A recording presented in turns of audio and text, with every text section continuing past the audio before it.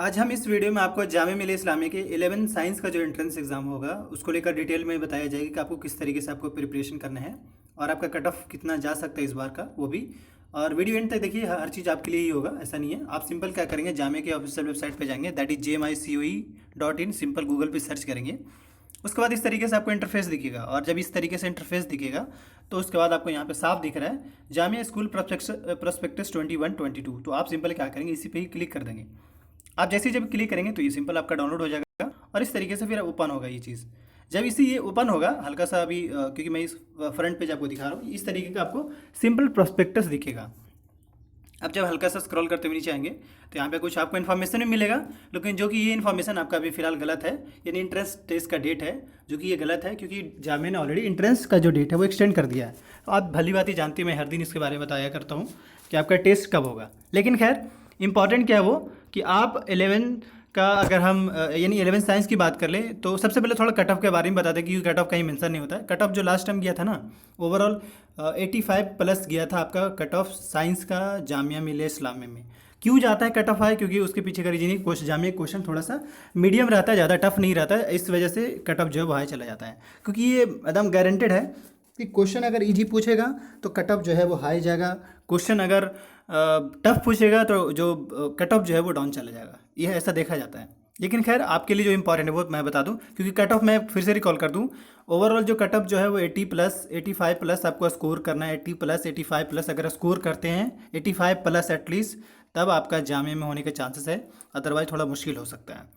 इसके बाद अगर हम बात करें, सबसे पहले आपका जामिया मिलिया इस्लामिया में रिजर्वेशन का क्राइटेरिया, उसको लेकर सबसे पहले अगर हम बात कर लें तो 30% जो स्टूडेंट्स है वो मुस्लिम स्टूडेंट्स के लिए है। मुस्लिम स्टूडेंट्स में वो स्टूडेंट्स जो सिख हो, सैयद हो, पठान हो, मलिक हो, जो मुस्लिम जनरल कैटेगरी स्टूडेंट्स हैं, उन लोगों को जामिया के अकॉर्डिंग मुस्लिम ट्रीट किया जाता है और इस वजह से वो उनको 30% का रिजर्वेशन मिलता है। और ये रिजर्वेशन जब आप एप्लीकेशन फॉर्म फिल करेंगे और उस टाइम ये डालेंगे हाँ भाई हम मुस्लिम से हैं, कैटेगरी हमारा मुस्लिम है, तब।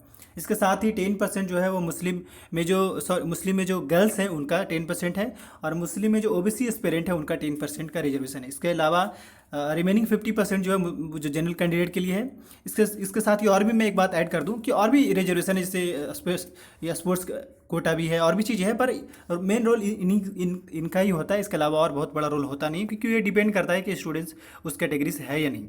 तो ये फिलहाल हमने 11 साइंस का रिजर्वेशन का क्राइटेरिया के बारे में बात किया। अब इसके बाद अगर हम बात करें तो जो आपके स्कूल में जो सीट्स है, एक तो सबसे पहले आपके ये मैं बता दूं कि आपका दो स्कूल है वहाँ पे 11 के साइंस के लिए। एक तो है जामिया सीनियर सेकेंडरी के नाम से, और दूसरा जो है Jamia that is Syed Abid Hussain senior secondary school. Syed Abid Hussain senior secondary second number पे, और फर्स्ट नंबर पे senior secondary Jamia senior secondary school. एक बात और ऐड करते हैं कि जब आप फॉर्म फिल करेंगे तो आपको मेरे ख्याल से फर्स्ट चॉइस पे आपको सैयद जामिया सीनियर सेकेंडरी रखना चाहिए, और सेकंड चॉइस पे सैयद आबिद हुसैन सीनियर सेकेंडरी। क्यों?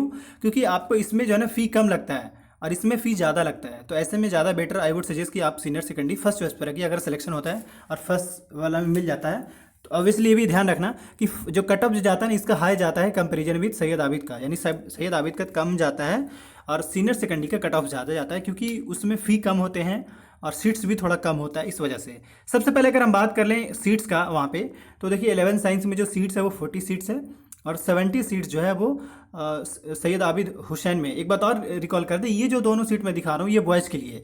वही गर्ल्स की बात कर ले तो 20 सीट्स सीनियर सेकेंडरी में और 30 सीट्स अगेन जो है वो सीनियर सेकेंडरी में ही है।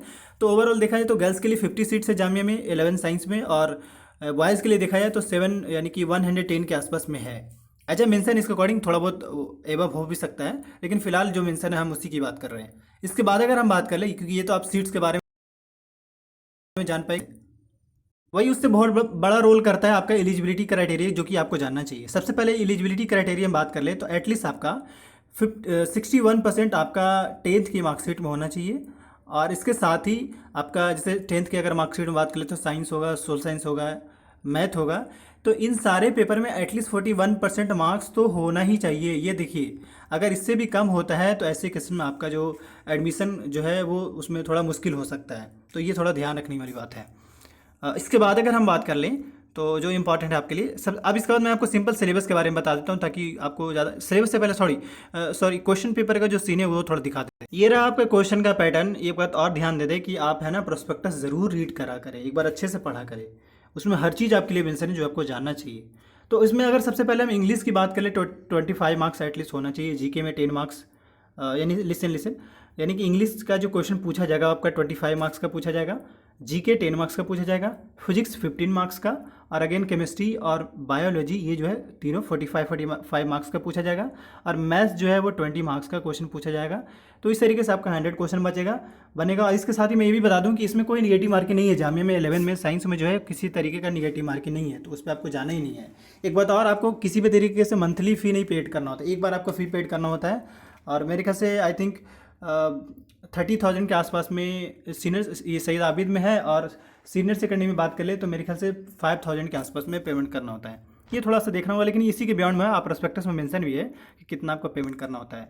इसके साथ ही अगर हम सिलेबस के बारे में बात कर ले, जो कि आपके लिए, क्योंकि कई बच्चों का पूछना होता है कि सर सिलेबस क्या है, इसका सिलेबस के बारे में थोड़ा बता दीजिए। तो सिलेबस आपको टॉपिक वाइज हम आप यहाँ पर बता देते हैं, ताकि आपको बहुत आपके लिए आसानी हो जाएगा। एक तो सबसे पहले इंग्लिश का जो सिलेबस, क्योंकि हमने देखा इंग्लिश का जो है वो 25 मार्क्स का क्वेश्चन पूछा जा रहा है, तो ऐसे में जो साइंस का जो सिलेबस इंग्लिश का यहाँ पे साफ मेंशन है, ये जो सिलेबस है साइंस के लिए भी है, आर्ट्स स्टूडेंट के लिए भी है, और कॉमर्स स्टूडेंट्स के लिए भी है। इंपॉर्टेंट क्या है कि सेंटेंस के बारे में पूछा जाएगा, टेंस के बारे में, नरेशन के बारे में, और question tag and unseen passage के बारे में आपसे पूछा जाएगा। तो ये आपका बेसिक कोर सिलेबस हुआ। इसके साथ ही साइंस में बात करें तो केमिस्ट्री में देख सकते हैं केमिकल रिएक्शन पूछा जा रहा है, acid base and salts, metals and non metal, carbon is compound, यानी 4 चैप्टर यहाँ पे आपको मिल रहा है। इसके साथ ही 5th chapter that is periodic table, यानी केमिस्ट्री में 5 चैप्टर है। वही फिजिक्स में बात कर ले तो लाइफ प्रोसेस, रिप्रोडक्शन, हेरिडिटी, ये 3 चैप्टर आपसे बायो से पूछा जा रहा है। इसके साथ ही फिजिक्स की बात कर लें तो natural phenomena that is reflection और रिफ्रैक्शन ऑफ लाइट पूछा जा रहा है। इसके बाद अगर हम बात कर ले तो इलेक्ट्रिसिटी पूछा जा रहा है, और मैग्नेटिक इफेक्ट ऑफ करंट भी आपसे पूछा जा रहा है। तो ये आपका साइंस का सिलेबस हो गया बेसिकली। और मैथ की बात कर ले तो real number, polynomial, pair of linear equation, quadratic equation, arithmetic progression, coordinate geometry, triangle, circle, construction, trigo, mensuration, and उसके बाद जो है वो स्टैटिक्स एंड प्रोबेबिलिटी से आपसे क्वेश्चन पूछा जाएगा। तो आपका ओवरऑल यही सिलेबस है, यानी मैथ और साइंस का मैंने दिखा दिया, और इंग्लिश का भी सिलेबस दिखा दिया। बच गया आपका जीके का। जीके आपको इस तरीके से तैयार करना है। देखिए आपको क्या करना है, एक तो सबसे पहले अगर जिस भी स्टूडेंट्स को क्वेश्चन पेपर चाहिए होगा तो इस वीडियो के डिस्क्रिप्शन बॉक्स में टेलीग्राम का लिंक है, वहाँ से वो एक्सेस कर सकते हैं बहुत आसानी से। उसके बाद अगर हम बात करें, जब आपको क्वेश्चन पेपर अगर आपके पास है, बहुत अच्छी बात है, तो क्वेश्चन पेपर से ये समझने की कोशिश करिए कि आखिर जीके का क्वेश्चन पूछ कहाँ से रहा है, किस टाइप का क्वेश्चन है। मेरे ख्याल से या तो करंट अफेयर का पार्ट होगा, मिनिस्ट्री से हो सकता है कुछ पूछ दे, या फिर थोड़ा बहुत जो आपने 9-10 में जो सोशल साइंस जो पढ़ा है उससे कुछ पूछ दे। तो आपको असल में ये फोकस करना है कि क्वेश्चन किस टाइप का पूछ रहा है, उसी हिसाब से आपको तैयारी भी करना है। एक बात और रिकॉल कर दे, देखिए क्योंकि कहने कि आपका जो सिलेबस है वो 10th का है, तो 10th का यानी कि 10th में बहुत अच्छे से आपको पकड़ बनाना होगा, बहुत अच्छे से कह सकते हैं। क्यों? क्योंकि आप जानते हैं कि जामिया का जो 11 साइंस का जो कट ऑफ जाता है ना, वो 85 प्लस ही जाता है, 80 प्लस कट ऑफ जाता है, एटलीस्ट 85 जाता है मान के चले आपका। तो आपको कम से कम है ना 90 का टारगेट रखना होगा, तब आपका सिलेक्शन हो पाएगा, वरना उतना आसान नहीं है जामिया में, ये भी याद रखिए। क्योंकि कट ऑफ उसके पीछे का रीजन, ये कट ऑफ हाई जाने का सबसे बड़ा सिंपल और आसान रीज़न ये है कि जो क्वेश्चन पेपर है ना वो इजी पूछा जाता है, मतलब बहुत ज़्यादा इजी नहीं होता है, लेकिन मीडियम पूछा जाता है। इस वजह से स्टूडेंट जो है बहुत आसानी से सोल्व कर लेते हैं। और आप जानते हैं कि जो बच्चे बोर्ड की तैयारी करेगा तो ऑब्वियसली उसका नॉलेज अच्छा होगा, तो इसलिए अच्छा स्कोर कर लेता है। तो आपको ध्यान रखना होगा कि आपको अच्छे से तैयार करना होगा। एक बात और, रिवीजन आपको जितना ज़्यादा से ज़्यादा करना है, एक बार रिवीजन जितना ही ज़्यादा करेंगे आपको बहुत ज़्यादा हेल्प करेगा, और आपके एंट्रेंस क्वालिफिकेशन यानी एंट्रेंस जामिया का एंट्रेंस क्वालिफाई करने में भी आपको सपोर्ट मिलेगा। एक बात और ऐड कर दें, आपका जिस भी डेट में इंटरेस्ट होगा, लाइक जैसा भी मेरे ख्याल से जुलाई में आपका एग्जाम है, मेरे ख्याल से आई थिंक 11 या 13 जुलाई को आपका है, एक बार आप देख लीजिएगा।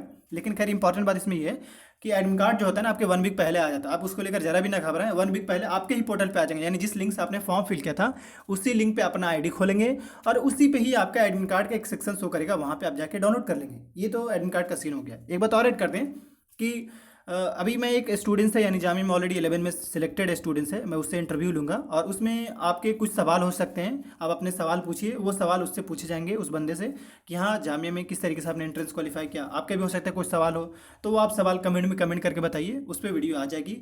Thank you for watching this video. Jamia Millia Islamia को लेकर अगर आप अपडेटेड रहना चाहते हैं तो इस यूट्यूब चैनल को भी सब्सक्राइब कर लें।